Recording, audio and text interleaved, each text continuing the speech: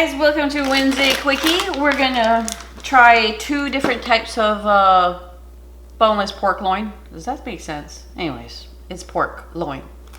Big old loin we cut into steaks. Okay, but I'm gonna do the 2 different kinds. I'm gonna do the salt and pepper chicharrones, pork skins, pork rinds. Oh my god, no carbs. All right, and look at this, cauliflower crackers. Wow. I'm gonna crush these up and we're gonna cover the pork chops with it. I'm gonna try it both ways. So this is my mini processor from Kitchenaid. It grinds, it chops garlic, it does salad dressings, it does everything. So let me do that and I'll be back. All right, so we did the pork rinds. I used not even half the bag, so that's good. You could do 2 pork chops with that. And I cleaned this out so we don't cross-contaminate flavors. And these are sea salt. Look how tiny they are. They're very tiny. Let me taste it. Well, it tastes like cauliflower a little bit. Nice and crunchy. I'm going to use half the bag just like the other one. See how much I got. Mush this up. Grind it up. And we'll go from there. All right, let's look at the nutritional facts. I don't know if you can see this one yellow. One yellow would enjoy this one. Hopefully it focuses in, okay? Total fat, 4%. Saturated fat, 5%. Cholesterol, 0 cholesterol. That's a good thing. Sodium's 13%. Carbohydrates, 6%. All right. Calcium, vitamin C, iron. Okay, good. All right, so let me get the chops and we'll go from there. They're not the best. This was like at the end of the big loin, so they're not the best cuts, but that's okay. You know, I just want to see how that tastes right there. Anyways, let me get my pan ready before I get my hands dirty. I'm using the regular pan here. Just take the paddle out and I'm going to spray some olive oil with the Evo sprayer. Most of the stuff that I use, I get on Amazon, and the links are down below if you're interested in that, okay?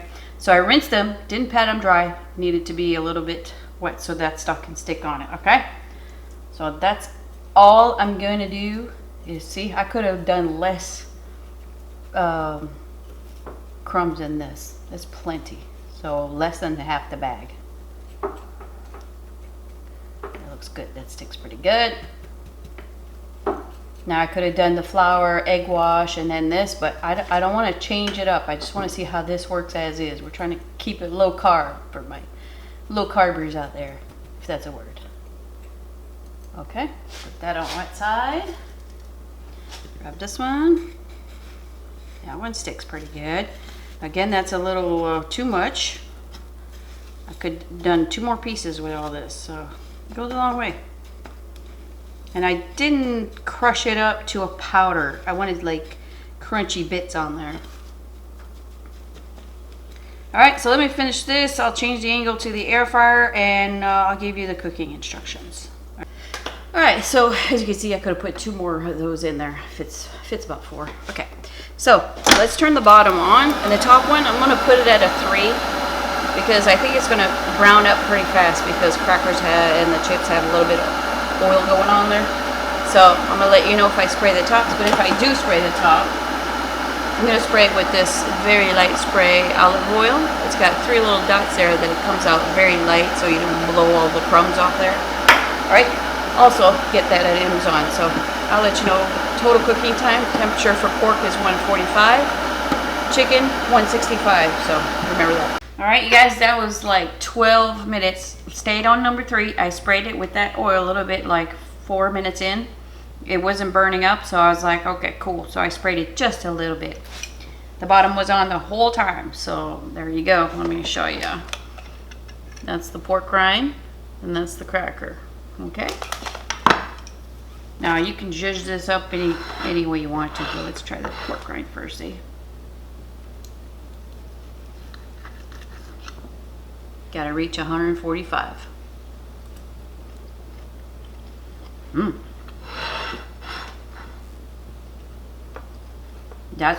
That's really good.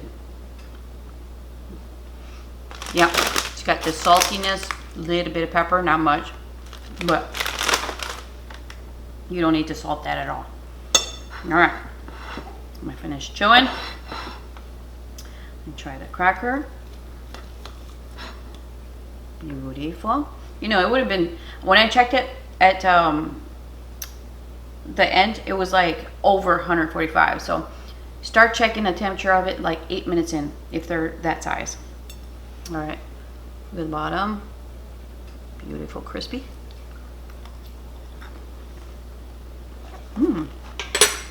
Oh, wow.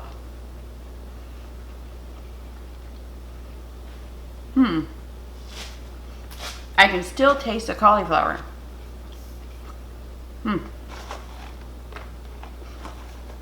I thought it was going to lose the cauliflower taste to it after cooking, but it's still there. Very powerful. There's no salt, like just a little bit, not much. But, it makes a really nice coating, actually. I can see do some chicken with this, for sure. Both of them are pretty good. So it's just an alternative for breading if you don't want to, you know, do the fatty stuff. Good flavor on the salt. This is actually pretty good. You know, you could add a little bit more pepper to it. This I would add a little bit of salt to it, not much, or some cayenne or something like that. Just spice it up a little bit. But they're both pretty good. Well, there you go, guys. Thanks for shopping. Bye bye.